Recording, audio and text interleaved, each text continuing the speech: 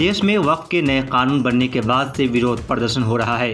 मुस्लिम संगठन सरकार से बिल को वापस लेने की मांग कर रहे हैं, लेकिन मोदी सरकार इसे बेहतर बता रही है। All India Muslim personal law board के बैनर तले शांतिपूर्ण तरीके से देश भर में विरोध प्रदर्शन हो रहा है। अब ये मामला सुप्रीम कोर्ट में जा पहुंचा है, जहां सुप्रीम कोर्ट ने केंद्र सरकार से कई सवाल पूछे हैं।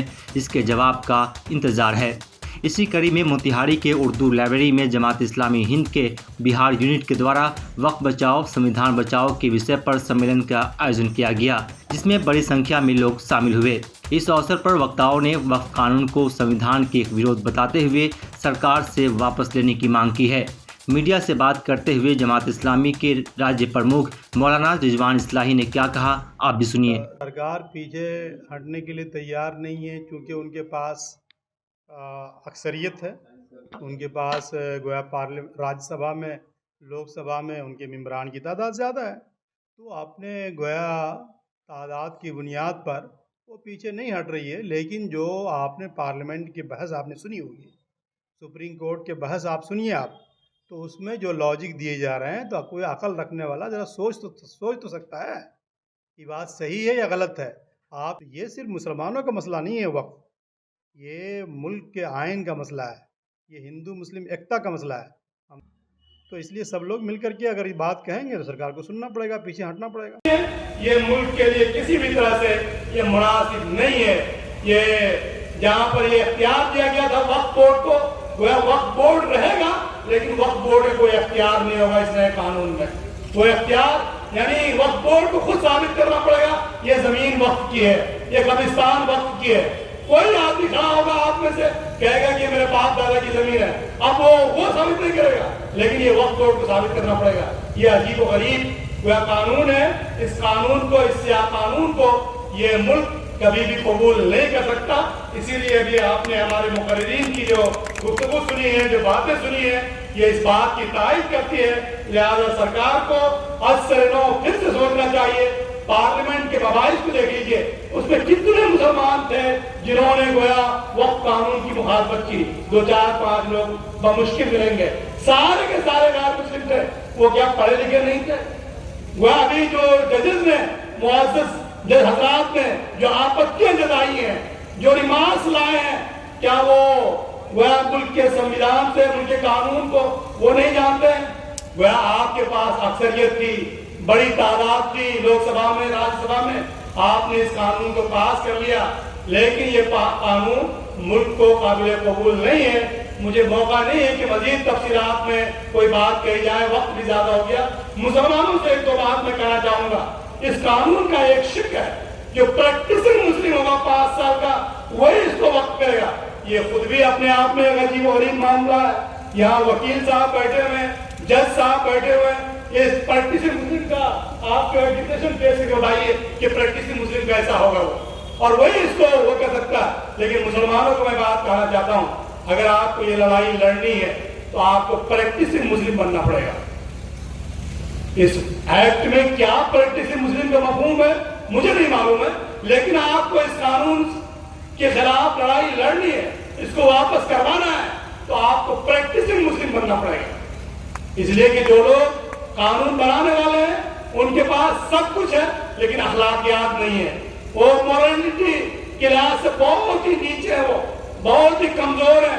और ये लड़ाई आप उसी वक्त लड़ सकते हैं जब आप फुल फ्लेज मुस्लिम होंगे, जो आपके पास ईमान का, अखलाक की ताकत होगी, आपके पास गोया प्रैक्टिसिंग मुस्लिम की जितनी सारी खूबियां कुरान में, हदीस में बताई गई है, वो सारी खूबियां अगर आपके अंदर होंगी तो आप इस लड़ाई को लड़ सकते हैं। इन तंसुरुल्लाह यंसुरकुम व युसब्बित अक़दामकुम।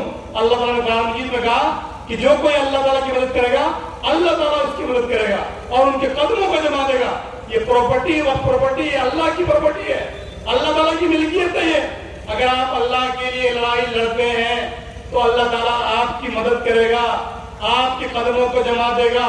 कुरान ने कहा कि नहनु औलियाउकुम फिल हयातिद दुनिया व फिल आखिरह, हम दुनिया की जिंदगी में तुम्हारे दोस्त हैं और आखिरत की जिंदगी में तुम्हारे दोस्त हैं।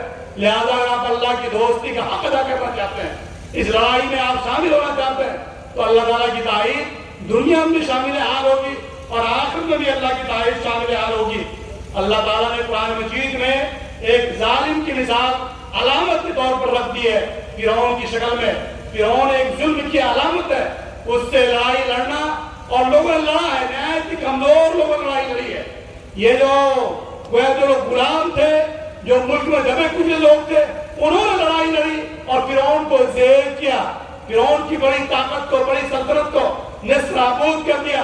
اور آپ کو حیرت ہوگی, فرعون نے اپنے پارلیمنٹ میں یہ بل پاس کیا, یہ قانون لایا تھا, اس ملک میں, اس شہر میں جتنے بھی بچے پیدا ہوں گے وہ نر ہوگا, اس کو سب کو ذبح کر دیا جائے گا, قتل کر دیا جائے گا.